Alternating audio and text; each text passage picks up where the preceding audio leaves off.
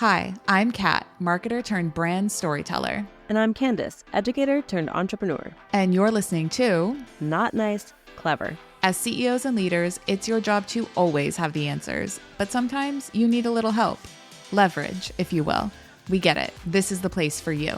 So wherever you're listening, 5:30 a.m. club at the gym, on your way to your next meeting, or putting out today's fire, let's get into it.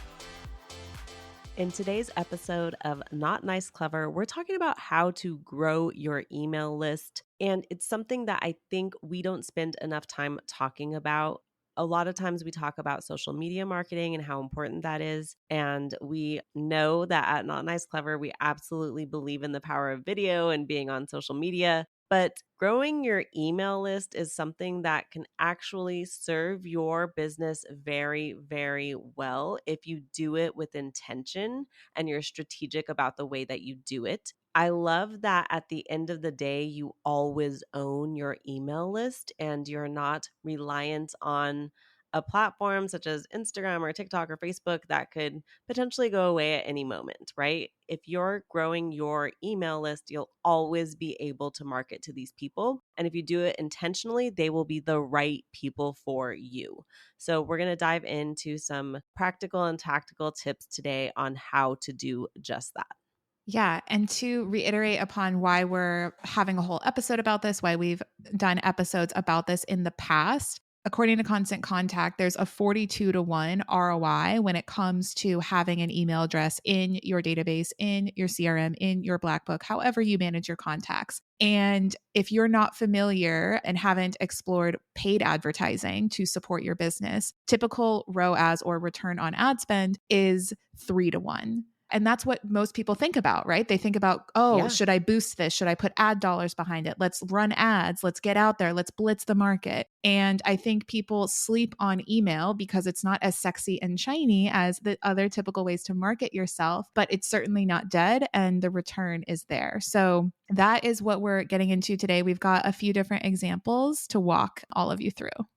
This is actually one of the first things that I do with my one-on-one clients, Kat, is once we define who their target audience is and we know who they're trying to talk to and what it is that they offer them, we come up with a lead magnet, also known as a freebie or a digital download. All of those words we will use interchangeably today. Lead magnet, freebie, digital download, basically all the same thing. Yep.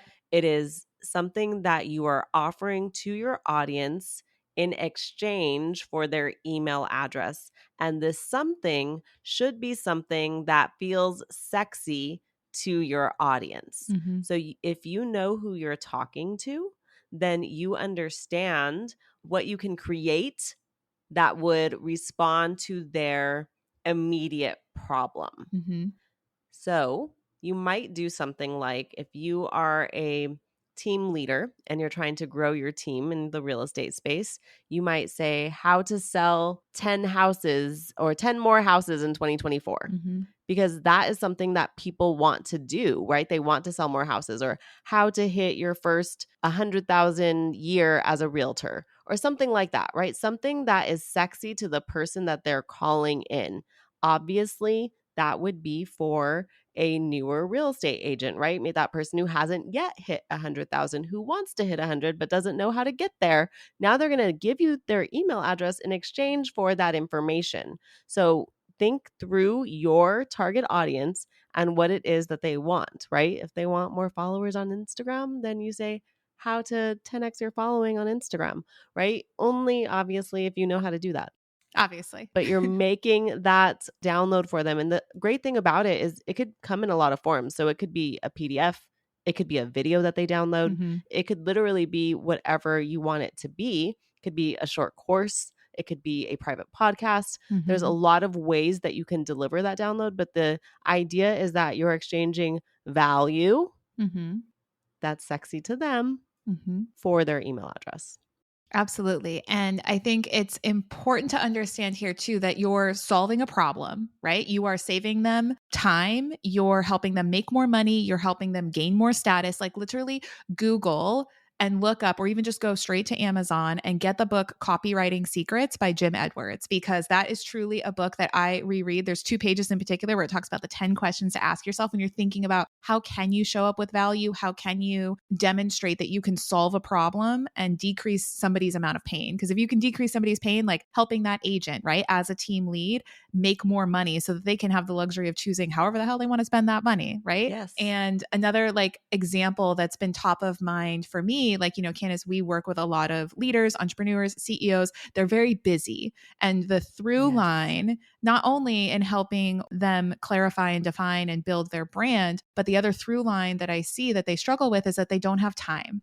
They want to get their time back because they need spaciousness. They need to be able to analyze. They need to be able to prioritize. So like if we were to create a lead magnet, who knows, we might actually do that after this episode. And where we work with these types of individuals, right? Where time is the precious asset. It's not necessarily the money, it's the time, because time is money. And so I would think of a lead magnet, 5 ways to save 5 hours a week every week in 2024. Like, how sexy would that 10 things to delegate in 2024 to get your time back. Okay? Yes. Something like that. Yes, totally. And I love a specific number I love a specific outcome. Mm-hmm. Both of those things are great. It is, because think of it this way too. This is a freebie, a download, a lead magnet that you're putting out there. It doesn't have your live essence or energy in it. You're not going to be there to walk this person through and answer all those questions. So you need to make it very easy and step by step. Like that's why I love checklists. That's why we love like worksheets, roadmaps, frameworks, things that people can do on their own and experience a change, experience that you solving that problem for them. And then you got them hooked. Absolutely, because they definitely want to come back for more. Mm-hmm. And a common problem or a pitfall that I see is someone thinks that the lead magnet has to be the solution for everything. Oh God, no. And the lead magnet only has to be the solution for one small thing, like 10 email subject lines that'll get your emails opened. Right. Double your open rate, right? With these 10 email subject lines. Yeah, something really simple that solves a problem on a piece of paper or with a short video. Okay. It doesn't have to solve the entire problem. Exactly. Just giving them kind of that instant gratification. Yes. Yeah. Give them the quick win, give them the instant gratification, and then leave them wanting more. And so I know probably on the minds of our Clever Crew, Candice, they're wondering, they're like, okay, Kat, okay, Candice, I've created this thing. Now, how do I actually get it out there so that I can start getting emails? So a couple of things here. One thing that I really love to do to promote it, where I see a very high success rate, conversion rate, so to speak, is when I market my lead magnets in my Instagram and Facebook stories. Because we know that people who engage with your content on your feed or on your page or in stream, yes, that's reaching a good amount of people, but they might not know you as well as those who follow your stories every single day. You have such a stronger relationship with your story viewers than you do with your quote unquote followers. So if you're talking about less is more and wanting to get those quality emails, quality people that know, like, and trust you already, they just need that extra little bit of support. I love marketing my lead magnets in stories, which I did this recently. I created, here's another really fun lead magnet that I don't think we mentioned, is a quiz. A quiz can be a lead magnet. Oh yeah. People love quizzes. Yeah. Quizzes are fun. Right? Yeah. So I created a understand your storytelling style so that you know how to show up confidently in your messaging and in your marketing in 2024. And I marketed that in Instagram stories. And that one story that what took me like maybe 30 seconds, I got 8 people to fill it out and complete the quiz. Great. We love that. Done. Easy. And how else do you like to market lead magnets, Candice? I usually make a video in my Instagram story and talk about it. So I might even do a teaser. So if you use the green screen filter on your Instagram story, you can kind of show them the lead magnet. Then they're like, oh, I definitely want to download that. So I like to do it like that. That's been really successful for me.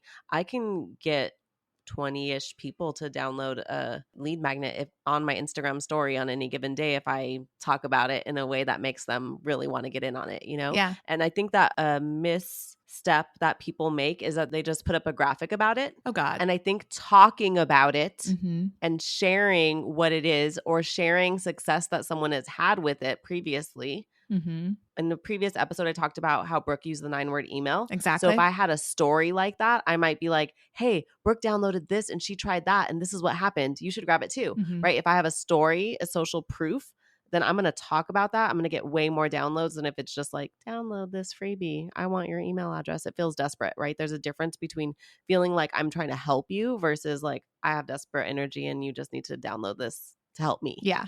Yeah. No, desperate doesn't sell. I think that needs to be like a not nice, clever, one of our We need brand mottos. We t-shirts. do. Desperate doesn't sell on the front. And then on the back, it's going to be like, not on Tinder, not on Instagram, not in business. 100%. Oh my gosh. Okay. Yes. All right. We need to send this transcript to one of our assistants so we can get Can that one made. of our listeners get that done for us? Thank you. Sarah, Leslie, Jose, Brian, anybody? Shane. Okay. Yeah, Shane. There we go. Let's get the t-shirts. So t-shirts done. They're coming. Other ways to market that are overlooked. The ever-present link in bio, whether it is on Instagram, TikTok, X/Twitter, Threads, LinkedIn, which now has that. People just put their websites here. And that's like, you have a great, I want you to share that analogy that you have when you think about this as a website and a link in bio. I just say that when you give someone a website as your link in bio, you're dropping them off in the middle of the desert. They don't know where to go. Yeah. And I like to drop them off exactly where I need them, exactly at the place that's going to feel the most valuable to them. So I'd rather take them to a really valuable lead magnet. I'd rather take them to a specific blog post if I know that it's answering their problem. Take them to a specific episode of a podcast if that is the solution to their problem, right? I always want to give them the thing that they feel like they're missing. And if you just drop them off at your website and you want them to put in the work, the time, the effort, the energy to click on all the tabs and stuff, it's too much.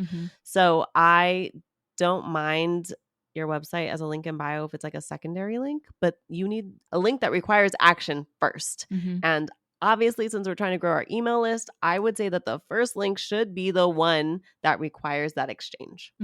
Yep. Like I think if you go to my link in bio now, and that might change because obviously like lead magnets are seasonal, they're timely, right? Like what is your audience struggling with? Solve that problem, package it up, put it out there, see the emails flow in. But if you go to my link in bio right now, you'll see my headline is how I grew 450% in 30 days. Now, I didn't say what the lead magnet actually is. It's 30 Instagram live prompts. But what is more enticing for you as somebody who is looking to grow and learn online? 30 Instagram prompts or the social proof, right? Like you were talking about using Brooke as the example for the 9-word email. I'm using myself. I already went through these prompts and did this challenge and I grew this much in this amount of time. And it's just so much more specific and sticky and also a form of social proof too, rather than just naming it like 5 things to do when you're preparing to, declutter your home or prepare to buy your first home. Like that's so boring, like get creative, go to ChatGPT if you need to, but anywhere you can involve social proof and specificity in your lead magnets is gold. Yep. And now I'm thinking like, we're going to go down a rabbit hole here, but now I'm thinking about, I know people are thinking, what tech tools do I use to do these things? Oh, and so good question. So there's a couple things. One, we always use Canva to create any type of digital download. And you can go in there and literally type in digital download, freebie, worksheet, what you can type in any of those things. And it's going to give you a template that you can customize with your own brand colors, brand fonts, your own pictures. There you go. Really simple. So Canva for actually making it typically. And then you could also like record a video on Zoom that totally would work. And you can use that as a lead magnet as well. Then if you want to make the landing page for the lead magnet, we use Flowdesk. And we actually have a code for Flowdesk. We can probably drop that in our show notes. We do. So we'll do that because we love Flowdesk. It has really aesthetically pleasing templates that we love. It's like if Pinterest and MailChimp had a baby, that's Flowdesk. That's the perfect, that's the perfect analogy. I love it. Yes. So grab Flowdesk if you don't have it already. That's what we use to make our landing pages. It will collect the email address and it'll automatically trigger your digital download arrive in the delivery of it. Yep. And it segments your database too. So it notes that person downloaded it.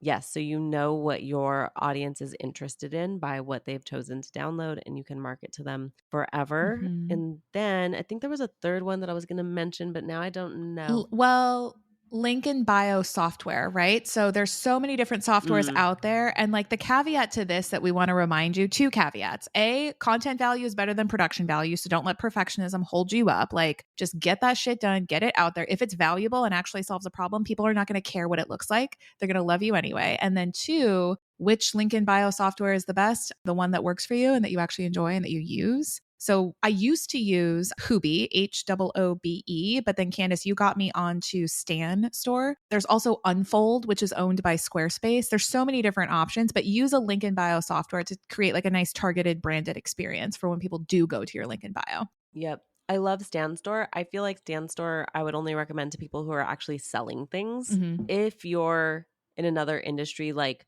a real estate agent is likely not going to sell things in their link in bio. So then you wouldn't need Stan. You can use something like Hoobe or Unfold. maybe your website or maybe your website has something Yeah. that you can use there, your web provider. Mm-hmm. What is that called? You know what I'm talking about. Just website platform. Like Squarespace. Yeah. Yeah, your website platform. Yeah. Keep it simple. So yes. So link in bio, super targeted. Just get it done. Again, think about problems that you solve so easily. What problems do you think are common sense to solve? It's not common sense for your audience. Create a lead magnet around that. And if you feel like you're kind of dumbing yourself down a little bit, you're probably doing it right. Which is so counterintuitive. Yes. And so, because you know me, I don't want to enable. I'm like, no, I want to equip you. I want to empower you. Like, let's go. But you got to dial it back because not everybody's at your point in your journey. Right. I think that's really important to note, Kat, because sometimes I am like trying to do too much. Yeah. And they might just need your Instagram bio glow up. Right? Yes. That's it. We love that. Or like a content planning like process. So I'm in the midst talk about like, you know, creating tools for busy CEOs. I have my brand artist working on a 5-page lead magnet that's a really easy content like capture and publishing process that only the team lead or the entrepreneur or the CEO only has to do voice notes and only has to like forward things to their team. That's the extent of their involvement. And then there's a whole process outline for their team to like take it and run with it. They obviously have to like have eyes on it for final approval, but I'm outlining that because on our consulting sessions and in talking to these people, they're like, yeah, I know all the things I need to do. I know who I want to talk to. I just don't have time to like produce that content and capture it and put it out there. And I'm like, well, do you have a team to help you? And they're like, yes. I'm like, okay, well, let me figure out a process that'll work and I'll just give it to you. Yep. You know? So there you go. Simple people. Solving problems. A few weeks ago, I went to a mastermind with Brendan Bouchard because Giselle invited me and it was in LA. We had a great time. Mm-hmm. And Brendan had a slide and all it said was, see it, solve it, sell it. Ooh. And I'm like, ooh, that's it. So powerful. Like Sexy. I'm always going to remember that, right? We love some alliteration. We do. But also, it's so simple. Like you see the issue, you solve it, you solve the problem, and then you sell the solution. Like, duh. That is all products are, people. That is all businesses are. Businesses were created to solve problems because we're human beings and we want to fix shit constantly, sometimes, you know, to our own detriment. But what I realize in myself as an entrepreneur is that, okay, I see the problem, I solved the problem, I sold it, and now I don't want to sell it again because I'm like, I want to solve a new problem now. But that one problem that I solved could probably make me money forever because someone's always going to have that problem. They are, but you also have to be excited about it. If you're not excited to sell it, then you're just like not going to be able to sell it. But it could still live. People could still have the opportunity to grab it, you know? And you could set up an Brendan email was talking workflow about how he's done that. Yeah, exactly. It could be selling in the background, right? Yeah.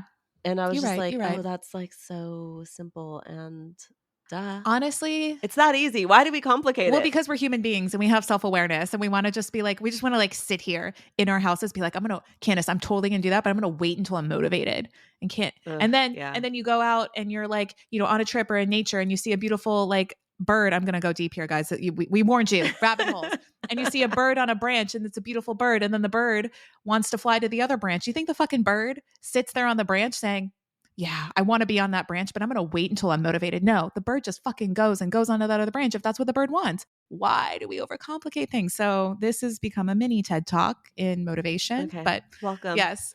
Okay, let's go back to growing your email list. Growing your email list. Okay, we've talked about lead magnets. We've talked about the software and the hows of getting it out there, how to promote it in stories, your link in bio. there's another thing. So these are all online methods that we've talked about for growing your email list. I think a lot of people sleep on the offline methods too. So Candice, you're like the events queen of the two of us. Let's share this one for the people. Yes. Okay, so hosting regular events was amazing in allowing me and my friend Corey to grow Mm-hmm. our email list. So we used to host a event that occurred every other month in Las Vegas for women, and it was specifically geared towards women in business. And so that allowed us, every time we hosted that event and we talked about it on Instagram, on Facebook, we shared an Eventbrite link where people Mm-hmm. could register. Now, what we've learned was that every time we would send that out and talk about it, we would get people to sign up. And since it was a free event, about 50% of the people would Mm-hmm. actually attend. But it didn't matter because we would get 200 registrants every time and 100 people would show up. And now our email list is growing. So instead of being disappointed that the other 100 didn't You show up, create some we were FOMO. excited. Yes, we were excited to be able to market to those people because we knew they were the right people, because they would not have filled that out if they weren't interested in what we had to offer, right? So it was a great way to grow our email list, and we ended up with thousands of people on the list from hosting the event regularly. And I think we did it for a couple of years. So that was a really great way. And a lot of people are hosting events right now and they aren't requiring people to sign in or to register. And that's actually a big Huge misstep mess. in my book. Mm-hmm. Yeah, because, Ryan always says follow up, follow back, and Mm-hmm. follow through. Until somebody dies. Yep. Right? Very Until someone dramatic. dies, till Yep. they die. Exactly. And so if they're interested and they're there, I need to know who they are so that we can build that relationship over time, and I can continue to provide solutions to their problems, and they can see that over and over again. And then when they're ready, I'm top of mind for Mm-hmm. them. So that's really important. Hosting events, if you are doing it, and it could be a small event, y'all. It could be an open house where you're expecting 10 people to come.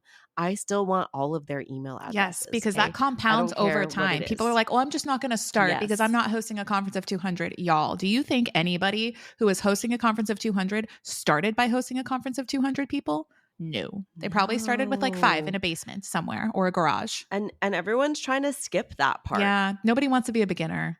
Yeah, especially as adults. I think that's what we're afraid of. We're afraid of being beginners.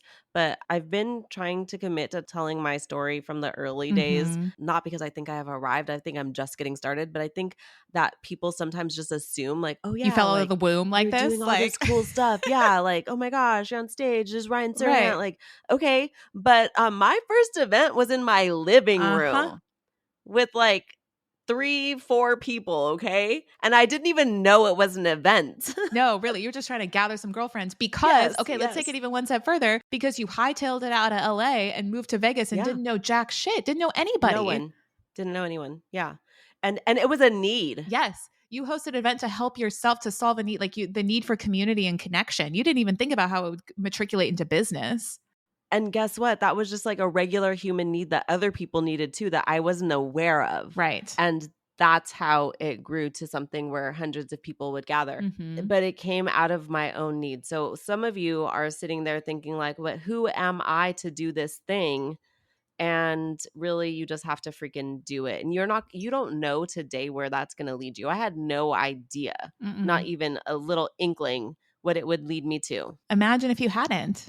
Holy shit. Right. No, I know. not that We wouldn't be I here. How know. crazy. And that Yeah. would have been a travesty, tragedy. It would have been both. Tragedy. It would have been, let's just say it would not We're have not even been going to speak it the into vibe. existence. We don't want to talk about that. Yeah. So, yes, hosting events. And then here's another strategy that I'm thinking about employing in 2024. And this is actually the first time I'm sharing it with you, Candice, because I want us to do it as well to help us grow our community. So, hosting your own events, yes, and requiring people to register for the event so that you capture their email, you can market to them thereafter. But also imagine, like Candice, you and I have talked about attending podcast conferences, right? Oh, yes. That's on the list for 2024. And about attending speaker conferences, right? Like conferences and getting community with other individuals who are doing the things that we want to do and to just have that support. So I'm thinking the next conference that we attend together, instead of bringing our We're business hosting card, something. well, we're also, yes, we will be hosting, overseeing a panel, doing a keynote. Totally. Yes. Thank you, universe. I hope you're listening.